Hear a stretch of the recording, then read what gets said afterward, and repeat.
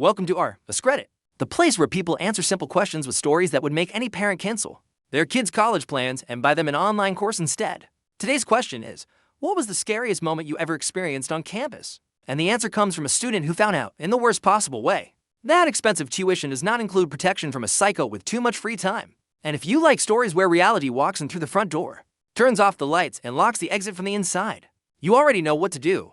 Now, let's get to the post. The girl was 20 years old, studying literature at a state university, old enough to feel charming during the day and cursed at night. And she was the kind of person who survived on color-coded planners, terrible coffee, and high-performance emotional denial. Her name was Natalie. She had left a small town behind to study at Belmar University, a huge campus packed with dark brick buildings, ancient trees, and alleyways so badly lit they seemed designed by someone with a very specific hatred of women walking alone. Natalie was not the dramatic type.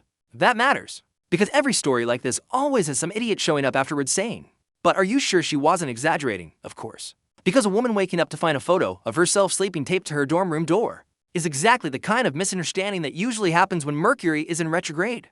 During the first 2 months, her life was ordinary. Early classes, library, a part-time job at the language lab. Messages from her mother asking if she was eating properly, as if instant noodles counted as a food group. Her roommate, Erin, was messy on a level that felt almost insulting, but she was nice. The guy on the floor below played guitar badly enough to turn any love song into grounds for legal action. In short, normal college life. The first strange thing happened on a rainy Tuesday. Natalie walked out of her phonetics class, opened her umbrella, and found a folded note attached to the strap of her backpack. No name, no signature, just one sentence written in black ink. "You count the stairs when you're nervous." She read it twice, then 3 times. It was true. Since childhood, Natalie had counted stairs. Not because it was quirky or mysterious. It was anxiety, plain and simple. Her brain liked little rituals to pretend the world had structure. She showed the note to Erin, who immediately said, "You," followed by, "Maybe someone's flirting." Because apparently, there is an entire section of humanity that sees predatory behavior and thinks, "Wow, how romantic. He knows intimate details without consent." Natalie threw the note away. She told herself it had to be someone from class. Maybe she had mentioned it out loud.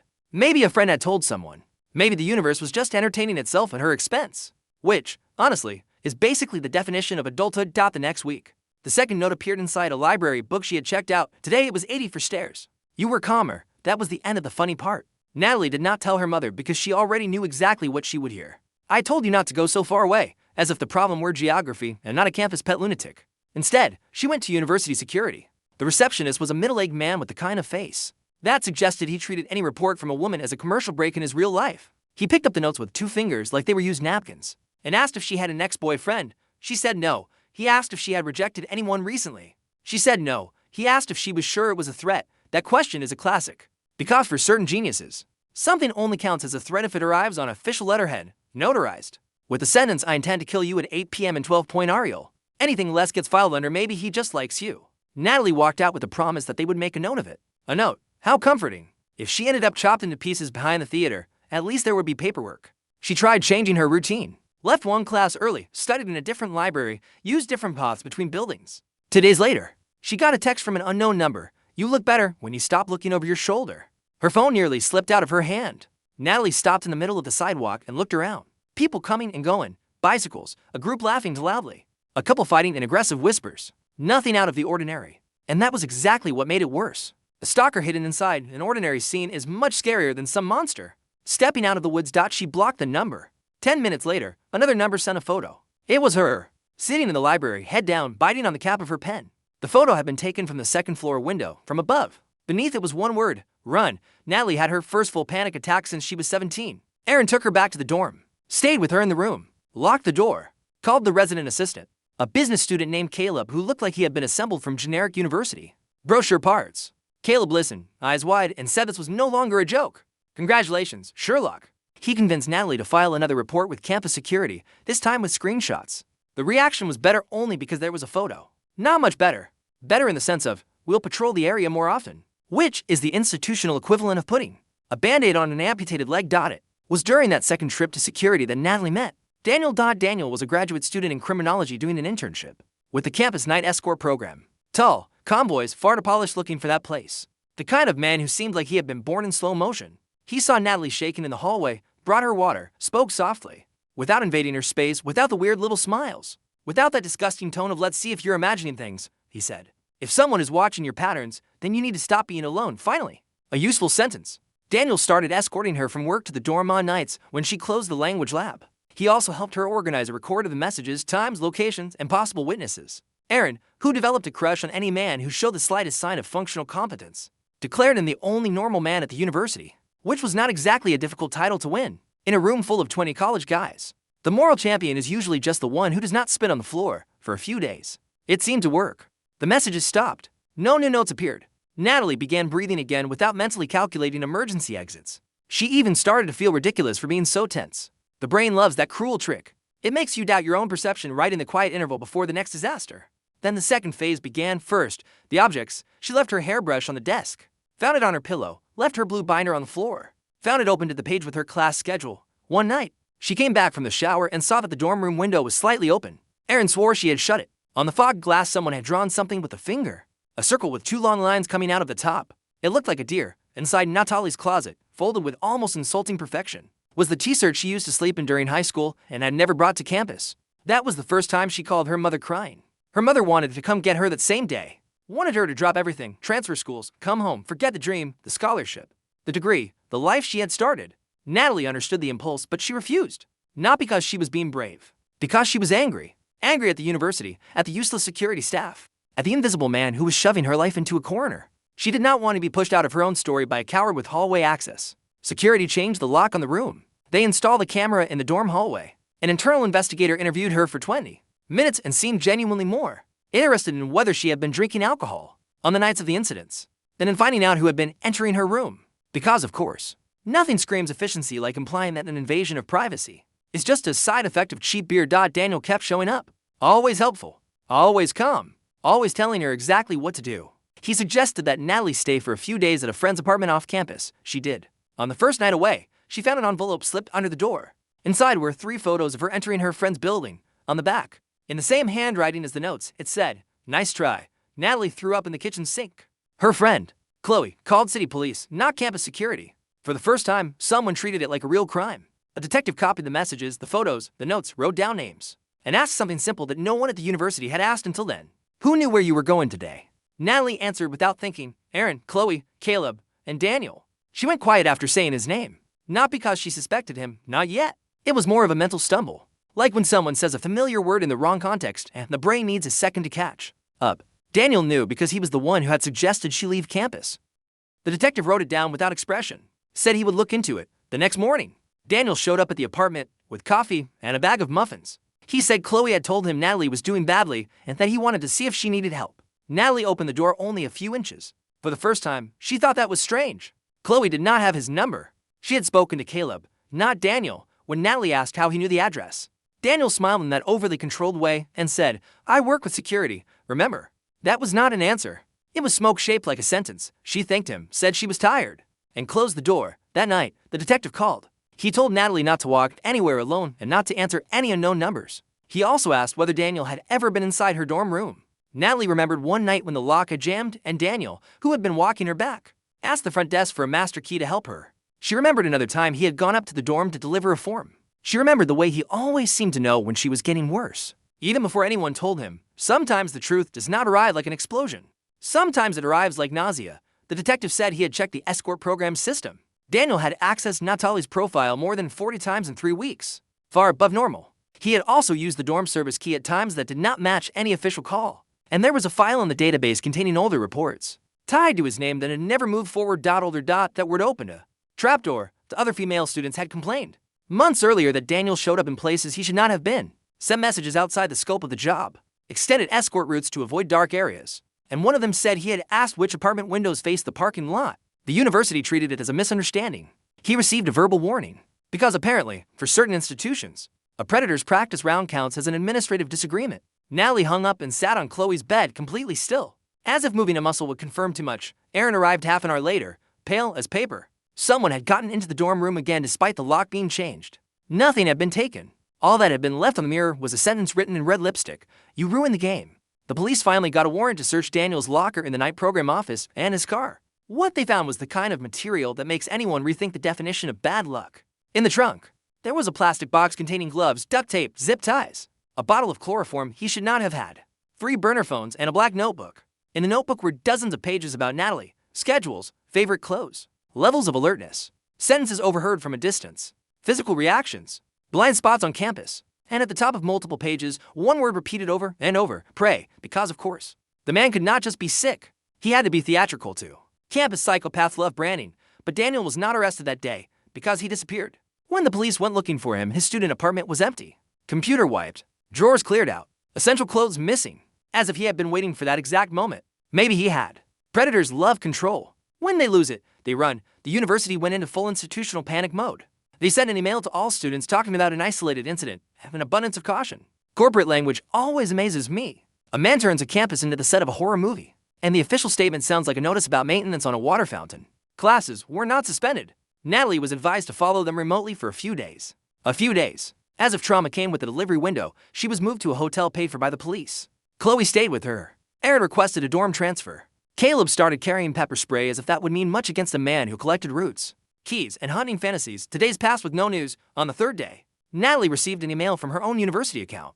It did not go to spam. It did not come from a fake address. It came through the internal portal, which meant someone had her credentials or higher-level system access. There was only one sentence in the body of the message, last chance to run alone. Attached was a campus map with the route marked in red.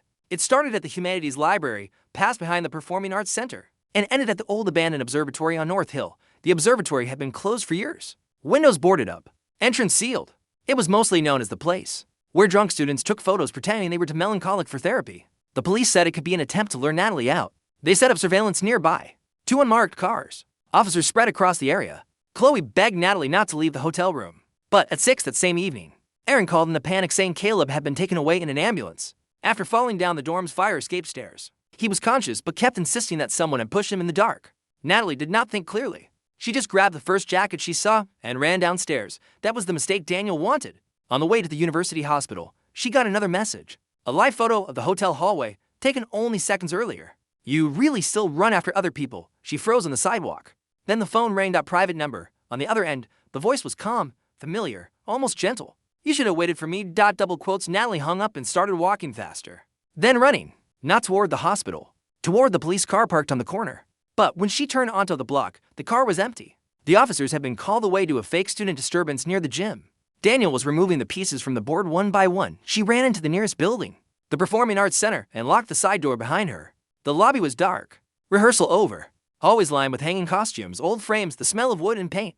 The kind of place that already feels haunted without putting in any effort. Natalie called the detective. Voicemail. Called Chloe. No signal. Then she heard 3 metallic taps on the door she had just locked. Not pounding. Not kicking. Just 3 light taps. Like someone polite asking permission to ruin her life. She backed away, stumbling over her own steps. Her phone vibrated again, left or right. Along with the message came a photo of the main hallway, taken from above. From the theater catwalk, he was inside. Natalie ran left. She passed the dressing rooms. The costume room. A workshop full of eyeless mannequin heads that did absolutely nothing for the emotional stability of the moment. Behind her came steady footsteps, unhurried. That was the worst part. Daniel did not run. Someone who runs is trying to catch up. Someone who walks slowly is sure they already. Well, he kept talking as he followed her. No. One listened properly when you asked for help. You always pick the worst hallway. You should have stayed with me. The back exit door was locked. Of course it was. Natalie pulled, shoved, kicked, nothing. She looked back and saw Daniel emerge at the far end of the corridor, no uniform now. Dressed in a dark hoodie, face serene as if he were just coming to pick her up for class. In one hand he held the building's service key. In the other, a small flashlight. You complicated everything, he said. It was supposed to be beautiful. Beautiful. Men like that always think violence is failed aesthetics. Natalie darted into a prop room and shoved a shelf against the door. It would not hold for long, but it bought her seconds. She looked around for anything she could use as a weapon. Found a foam stage hammer. Useless. Found a golden plastic sword. Even more humiliating. The irony of that moment was almost insulting. Being hunted by a real psychopath and having the full inventory of a bad Shakespeare production. As her defense, the door shook. Then Natalie saw, in the corner, a fire extinguisher. When Daniel broke through, she blasted the chemical powder straight into his face. He screamed for the first time. A loud, ugly, animal sound. He fell backward, knocking over half the shelf. Natalie climbed over a box, slammed her shoulder into the wall, and ran again. He came after her, coughing, swearing, moving faster now. The nice guy mask finally gone, she ran across the dark main stage and suddenly remembered, in one hysterical flash of memory, that there were trapdoors beneath the stage used in theater productions. She also remembered that one of the technicians was always complaining that the mechanism jammed open when it rained. Natalie felt her way to the side, yanked the rusted lever, and heard the click. When Daniel climbed up onto the stage behind her, she deliberately backed away, pretending she had cornered herself. He advanced, still wiping at his eyes, and said with an icy rage that finally matched his illness, "Now, you stop running." Natalie stepped aside at the last second. Daniel's foot landed where there was no floor. He crashed through the trapdoor with a horrible impact, hitting part of the lower stage structure before slamming onto the concrete. He did not die. Unfortunately for him, and fortunately for justice, he only broke his leg into places, his collarbone, and something in his ego that probably never healed. His screams brought people from the neighboring building, and this time the police arrived in time to find the wolf exactly where he belonged, crumpled, filthy, screaming that Natalie had ruined everything. Everything what? That answer came later. In Daniel's real apartment, one he kept off the student housing records. Police found box after box after box. Photos of 7 different women from campus over the course of 3 years. Schedules, stolen objects, makeshift journals, copied keys, underwear, audio recordings. Natalie was not the first, not even the second. She was simply the one who resisted long enough to ruin his central fantasy, the fantasy of being invisible. Brilliant and inevitable. And here comes the darkest part. Because stories like this never end with "fortunately the system worked." The system did not work. The system had to be dragged by the ears toward the problem after blood had already hit the floor. The university knew there had been prior complaints, knew Daniel was accessing too many profiles, knew he insisted on escorting the same female students again and again, knew one student had formally requested never to be assigned to him again. All of it was buried in internal reports packed with passive-aggressive language and cowardly conclusions, misunderstanding, lack of evidence, oversensitivity. The institution spent 3 years basically saying, maybe the monster is just a very helpful young man. Natalie took a leave of absence that semester, went through serious therapy, had nightmares for months about keys turning in locks. She could not hear footsteps behind her without feeling her whole body prepare for a funeral. Chloe stayed her friend. Erin blamed herself for not taking it all more seriously at first, which was unfair, because the people who should have taken it seriously were the damn university. With its $1 million budget, cameras everywhere, and the moral reflexes of a toaster, Daniel was convicted after a long, disgusting trial. He claimed he was misunderstood instead of guilty. Said Natalie participated in the dynamic because she changed routes, because she ran, because she reacted. As a survival, we're flirting. As a fear, we're consent with bad costume design. But the most vicious detail only came out during the trial. The first note, the one about the stairs, had been written before Natalie ever went to security, before the escorts, before the night program. Daniel had been watching her for weeks from the administrative building, across from her phonetics class, where he had done a temporary internship the previous semester. He chose her because, in his notebook, Natalie seemed ideal, organized, predictable, isolated, too proud to quit easily. In other words, he did not want a fragile victim. He wanted a good chase. Because some people do not want love, sex, power, or revenge. Some people want a script. They want to feel like the protagonist in some rotten fantasy where everyone else exists, only to give texture to their delusion. And when they find an institution flimsy enough to hand them access, credentials, and administrative excuses, they turn the campus into a safari. Natalie never lived in a dorm again. She finished her degree at another university years later. It took time, but she finished. And I imagine that would bother Daniel more than prison did. Because men like that do not just want to scare you. They want to edit your destiny. They want to be the filthy comma in the middle of your biography. The kind of stain that forces every future sentence to bend around their name. He did not succeed. But he almost did, and that is the worst part. Because when Natalie told this story online, a lot of people commented the predictable things. I would never set foot on a college campus again. That's why I carry a weapon. How did no one notice? That last one is the funniest in the most necrotic sense of the word. A lot of people noticed. They just did nothing. And there is a huge difference between blindness and convenience. Blindness stumbles. Convenience hands flowers to the problem and asks it not to cause a scene in the hallway. So if anyone asks what moment made her realize she was being hunted by a psychopath at college, the answer was not when she saw the first note, not when she got the first photo, not when she found the window open. It was when she finally showed enough proof, enough names, enough fear, and the institution still treated the story as though the real inconvenience was the volume of the complaint. That was the moment. Because being stalked by a sick man is already terrifying. Finding out he was using the university as a tool, and that the university basically answered with a well-paid shrug. That was the final blow. That was our discredit. And honestly, if someone told me the most fictional part of this story was the school promising to review protocols, I would believe them without any trouble at all.